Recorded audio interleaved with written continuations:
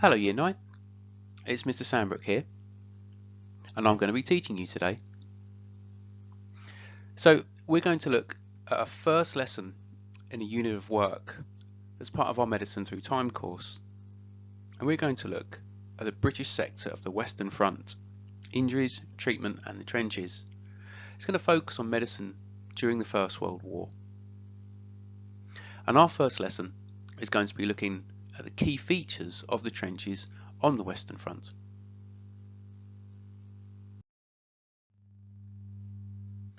So first of all, I'd like you to get ready. Here's what you're going to need. You're going to need your history workbook, something to write with. It might be an idea to have some paper at the side just to jot down any ideas as we go through things. And also, importantly, no distractions. So turn off the TV, get your phone away. Let's get nice and ready. So you might just like to press pause while you make those things happen. So here's our do now task. We're going to do one of these in each of our lessons. So we've got 5 quiz questions here for you to have a go at. What I'd like you to do is to try to answer these from memory. Don't use your notes. See what you can remember. See what you can retrieve.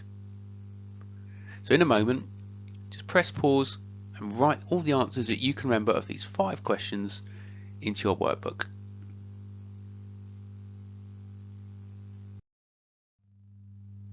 Okay, so here are the answers. You can mark your own in your workbook.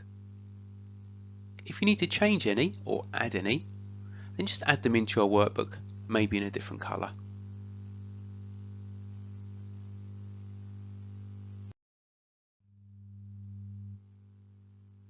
So, our lesson today is on the key features of trenches on the Western Front. Here's what we're going to try to get covered. We're going to know why soldiers fought from trenches. We'll have a look what trenches were. We'll get to understand their key features of what a typical trench might have looked like. And in this unit of work, using sources is going to be really important to us. So we're going to start to do that today. And we'll have a look at 2 contemporary sources. That's 2 sources from the First World War, which focus on trenches. Before we get going on our main tasks, just find your knowledge organiser. You've got a copy in your workbook. You might already have another copy.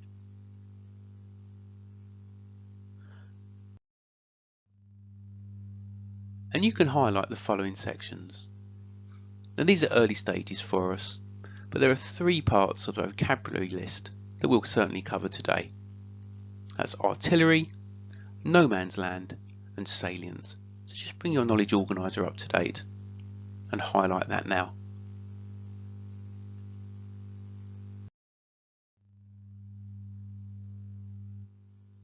Okay, so here's our starter. This is activity 1.2 in your workbook. What I'd like you to do is to describe the scene that you can see in 3 sentences. It's a photo of a British trench in the Somme in 1916. I'm going to put some hints up in a moment. If you want to have a go without those hints, just hit pause now. So here's some things you might think about. You might consider how clean and tidy the trench is, or rather how clean and tidy it isn't. And look carefully. Is the soldier that you can see on the right on his own? You might like to look at the ground behind him and underneath him. Consider whether this trench has recently been built. Does it look new? And lastly, just consider what you think the trench is for. Why is he below ground level? Your answers can be quite general at this stage. So you might just like to press pause and complete that section in your workbook.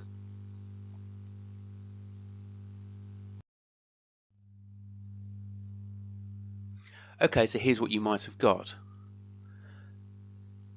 The first thing to consider is that this is a functional place. There's no decoration.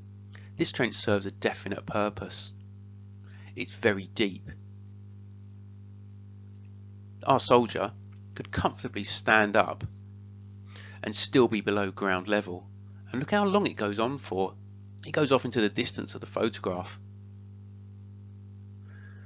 But our soldier is in quite good shape. He certainly seems to be in better shape than the trench that he's in. He's got full uniform, he's got equipment that he needs, and this suggests that he is functioning well. And finally, our trench is giving him protection. That's why this trench has been dug.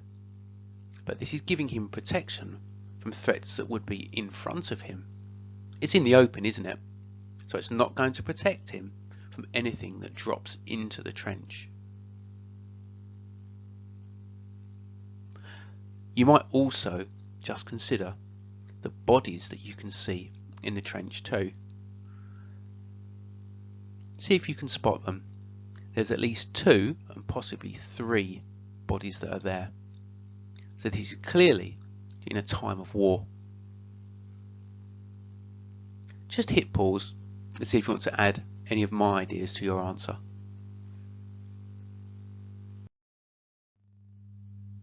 So we're going to cover some new content now. I'll explain this content before you have a go at the main activities on your own. Why not grab a piece of scrap paper just to make the odd note as we're going through things. So during the First World War, the British Army was sighted in northern Belgium and into France. In our study, we're only interested in the British sector of the Western Front. That's the red section of that line you can see on our map.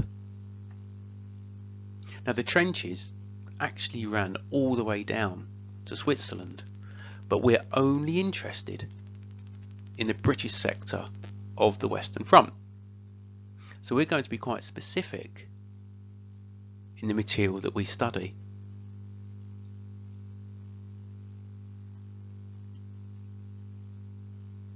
Now this image was taken from a plane. It's looking down on the line of trenches.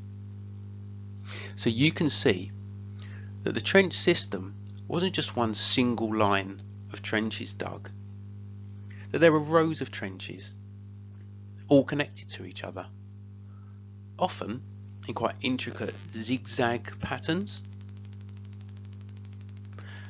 And these trenches were dug and redug and fought over repeatedly for 4 years, from 1914 to 1918. And we're going to look next, in another layer of detail, at how the trench system was organised.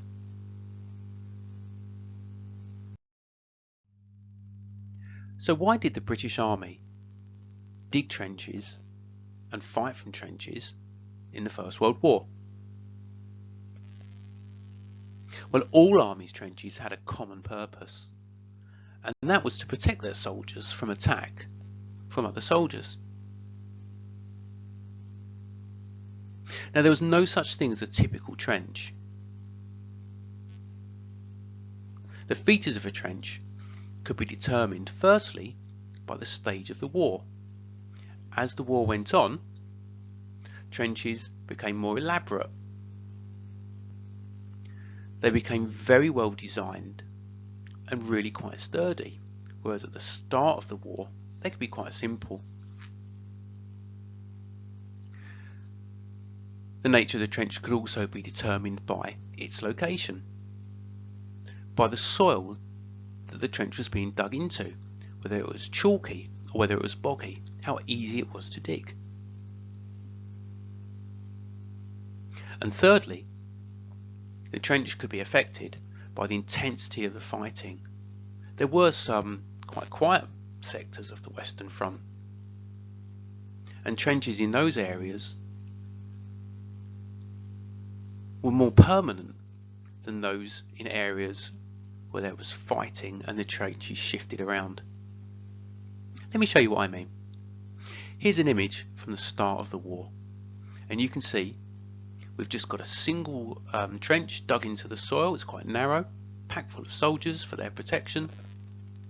And we can see this is quite early maybe in the war, because if you look in the background, we've still got buildings, we've got trees, so the massive bombardments and damage of the First World War hasn't taken place. And you can compare that to this image. Now here we have a dugout, and you can see that here the army has had time to dig a dugout into the earth, and that there's corrugated steel protecting the soldiers. So as the months turned into years of the First World War, there could be much more engineering done to increase soldiers' comfort and to increase the range of things that a trench could provide. And have a look at this third image.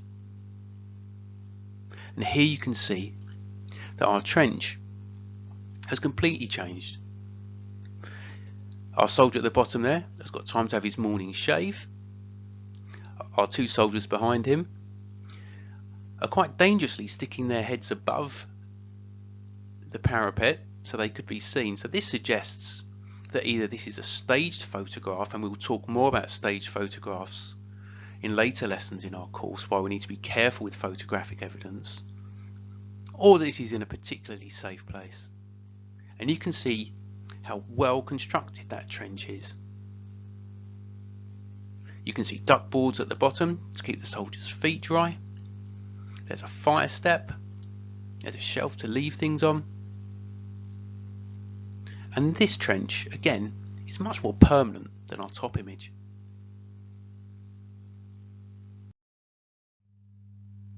So let's have a look at how the different trenches link together to form a network, like we saw in our aerial photo. So if you start at the top of this diagram, you can see the artillery. So these were huge cannons which fired shells, explosive bombs, over the top of the army onto the enemies on the other side of no man's land. And then you can see three rows of trenches. The first row is a reserve trench, where soldiers could fall back and be organised if they were in trouble. That led up via a communication trench to a support trench about a further 80 metres behind the front line trench, which is where soldiers would face across no man's land towards the German army. Now you might like to pause the presentation and just run your finger over your screen to try to get from the artillery at the back to the front line. And if you do that, you'll see that your finger goes on a zigzag journey. And this was done for a couple of reasons. Firstly, for security, and secondly, to try to cushion the impact of explosions when German shells landed onto the British trenches. Our last point here is the dugout. Now we saw one of those on our last screen, and these were holes dug into the side of trenches where soldiers could shelter if they needed to under attack.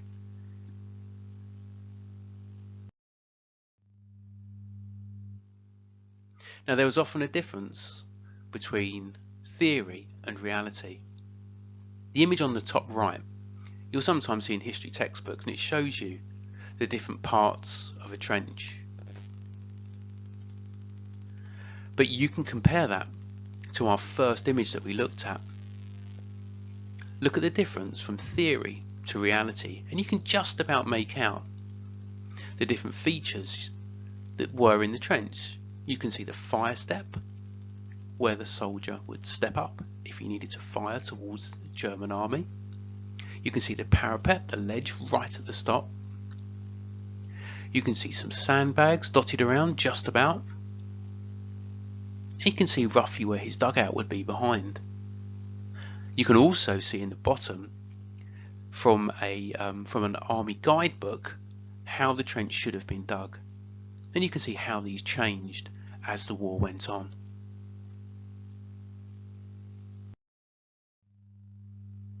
So Year 9, we're nearly ready for the main activity. Now it's important that you read through all the reading material first. So you might like to pause the presentation and read through. So here are your jobs. 3 keywords for you to define from short sentences, please.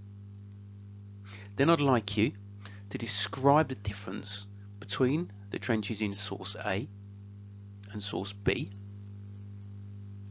Then complete a table of some key terminology that will be really useful as we work through this unit. And then lastly, some thinking. Why do you think source A and source B are so different in the image that they give of the British trenches? Maybe consider what the sources were made for.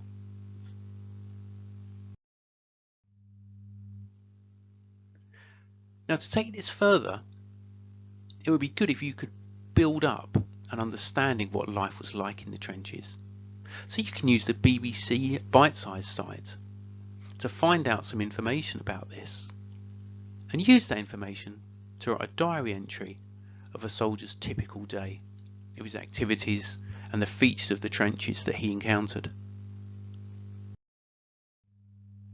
Well done, Year 9. We've come to the end of our first lesson. Now don't forget to subscribe to the CHSG History YouTube channel, where you can find lots of other videos to help you.